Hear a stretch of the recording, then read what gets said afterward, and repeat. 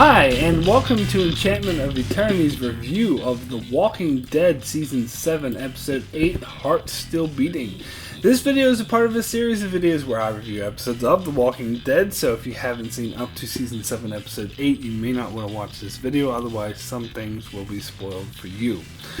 So last night I watched 3 episodes from 3 shows in a row.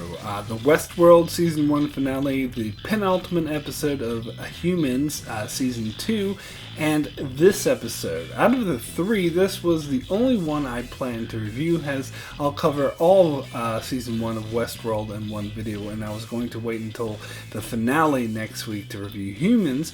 But out of the 3, this by a country mile, was my least favorite. So it seems strange that I'm only reviewing the one that I liked the least. That being said, I didn't think this was a horrible episode. In fact, it was probably my favorite of the season. However, saying that doesn't speak very highly of this half season overall if this is the best they got, because although it was good, it wasn't great, and it did have a lot of faults.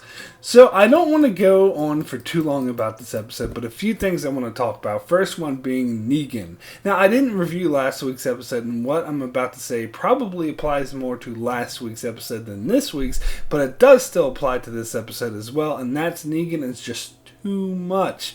I would compare Negan to a very rich dark chocolate. It's delicious in small doses, but if you have too much of it, it just overwhelms the senses and is not pleasant.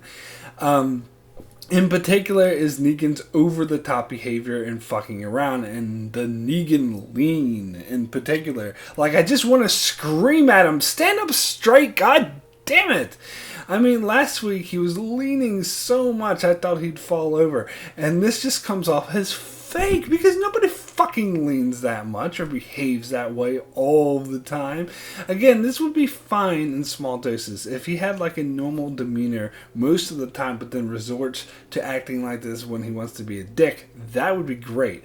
But to have this be his default, and in fact only setting, I just do not buy. It comes off as fake. However, I will say that it worked perfectly in the scene where he killed Spencer, and I thought that was absolutely brilliant, but it would have been more effective had they displayed that type of behavior more sparingly and not overdo it so much, so it would actually be more powerful when they do it.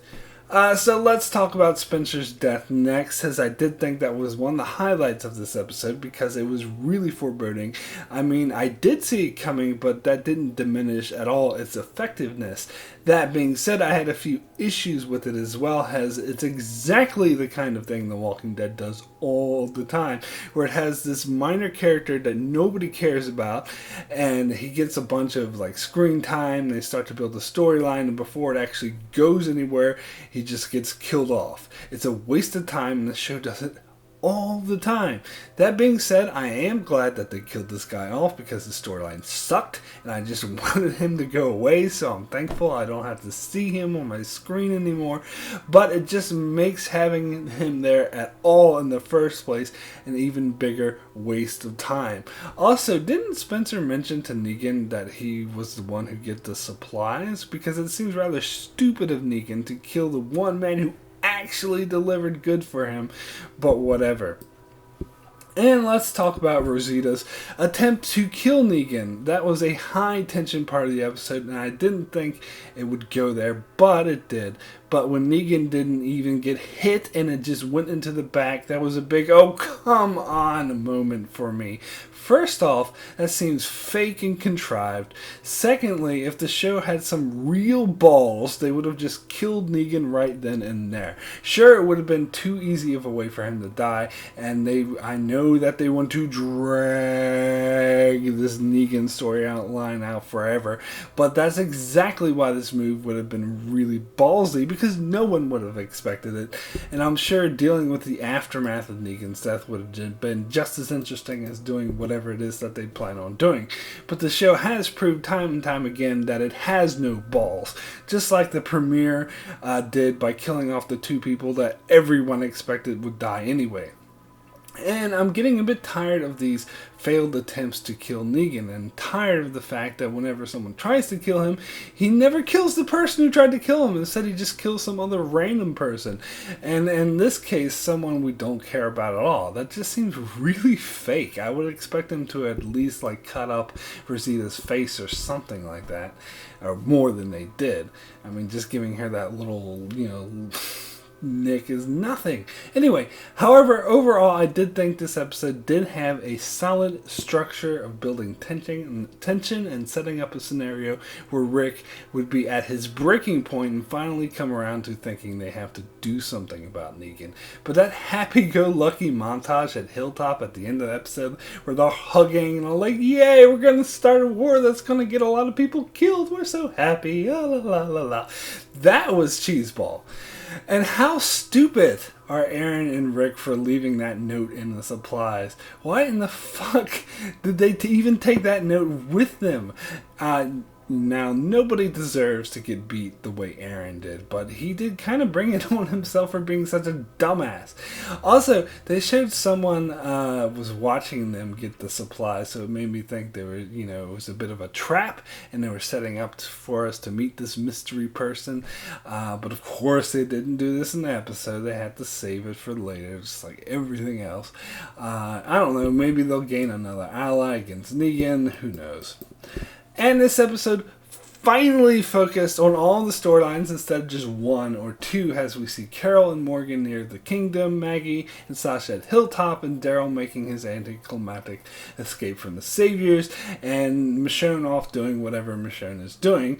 However, these scenes were mostly boring and didn't move the plot forward that much, and stuff happening in Alexandria was actually much more interesting. Like when we see Gregory acting all arrogant to Maggie at Hilltop, it was just like, dude, you're still here. But it was cool that they made it clear that no one really cared about him anymore and everyone was just going to follow Maggie now. But that was kind of already clear, but whatever.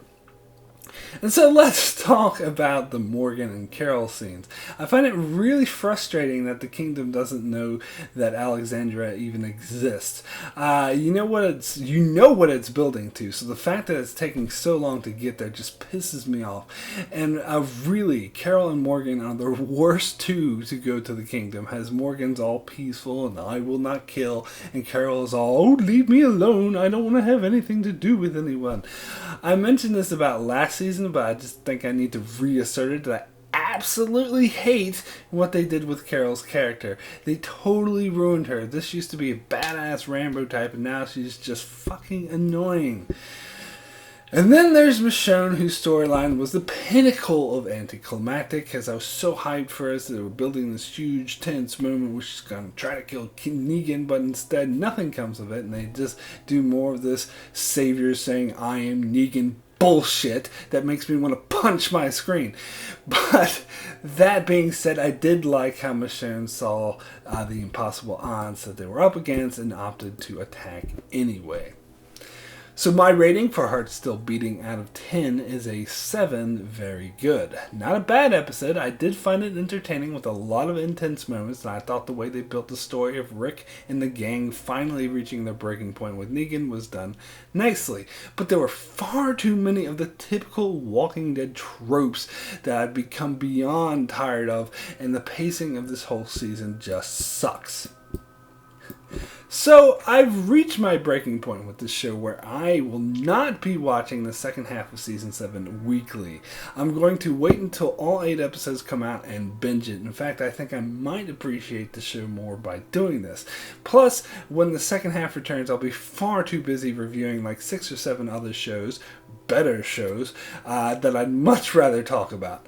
I'm not quite ready to give up on the show entirely, but if it keeps doing the same old, I have no doubt that day will come. In fact, I'm entirely certain there's no way in hell I'll be interested in this show after like 10 or 11 seasons, which they plan on doing because they just want to keep the show going on forever, and it's already becoming tiresome.